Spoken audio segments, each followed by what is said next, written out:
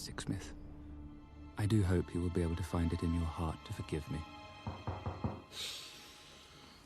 Mr. Frobisher?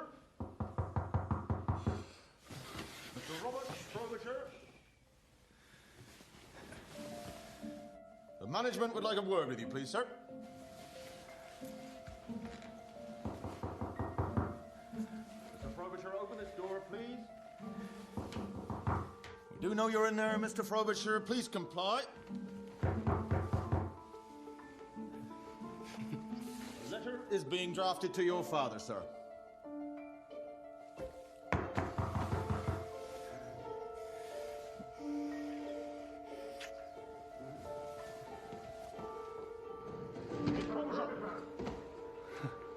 Hated leaving you like that. Wasn't the goodbye I had in mind. By the time you read this, I will be on my way to Edinburgh.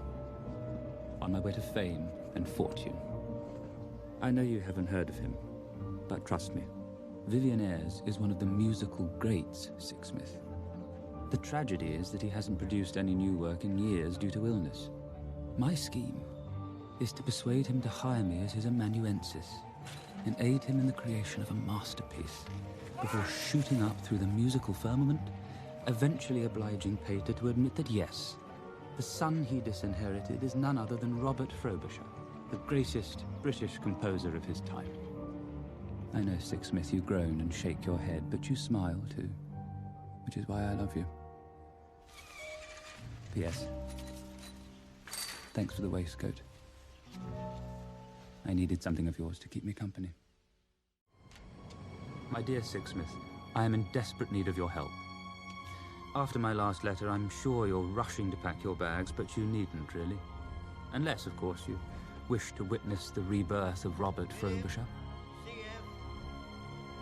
Is it not miraculous how one's fortune can turn so quickly, so completely?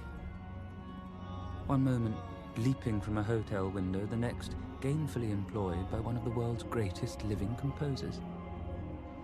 My only problem is that I accidentally got hooked on a journal written in 1849 by a dying lawyer during a voyage from a Pacific isle to San Francisco. To my great annoyance, the pages cease mid-sentence. Half the book is missing. It's completely killing me. Could you be a mention when you're next foraging at Otto's books, make an inquiry?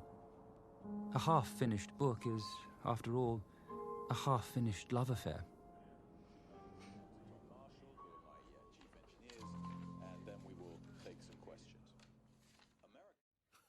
How do I describe that night, Sixsmith?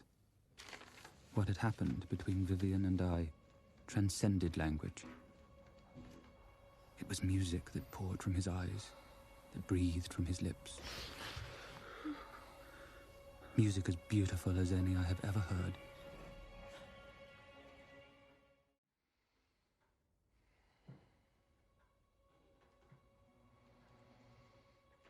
The room stank of bitter medicine.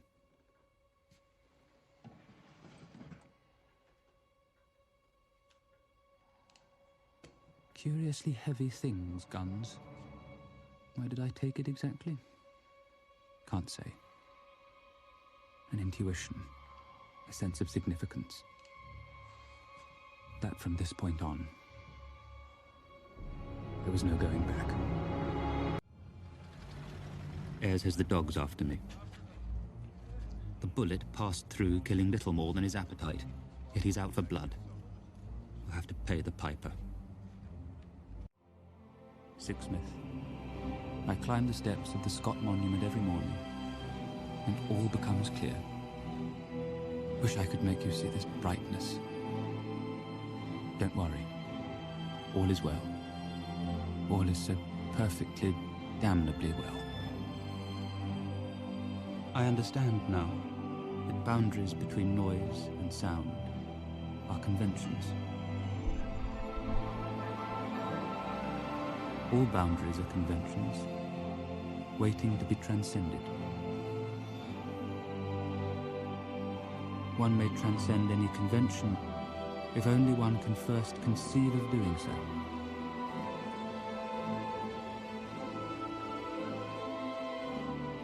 At moments like this, I can feel your heart beating as clearly as I feel my own. And I know that separation is an illusion.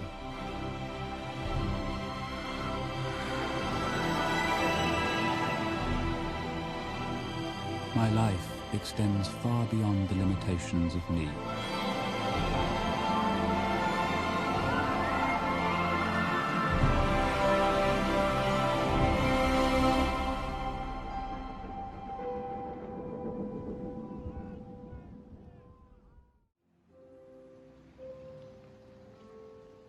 Finished in a frenzy that reminded me of our last night in Cambridge.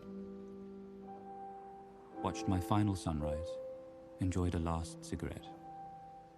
Didn't think the view could be any more perfect until I saw that beat-up trilby. Honestly, Sixsmith, as ridiculous as that thing makes you look, I don't believe I've ever seen anything more beautiful.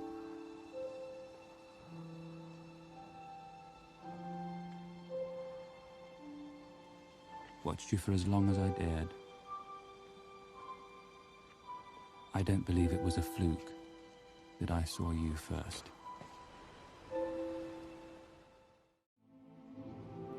I believe there is another world waiting for us, Sixsmith.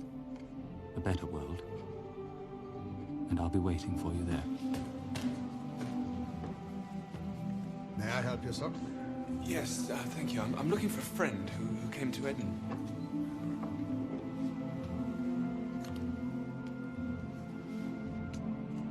I believe we do not stay dead long. Find me beneath the Corsican stars where we first kissed. Yours eternally, R.F.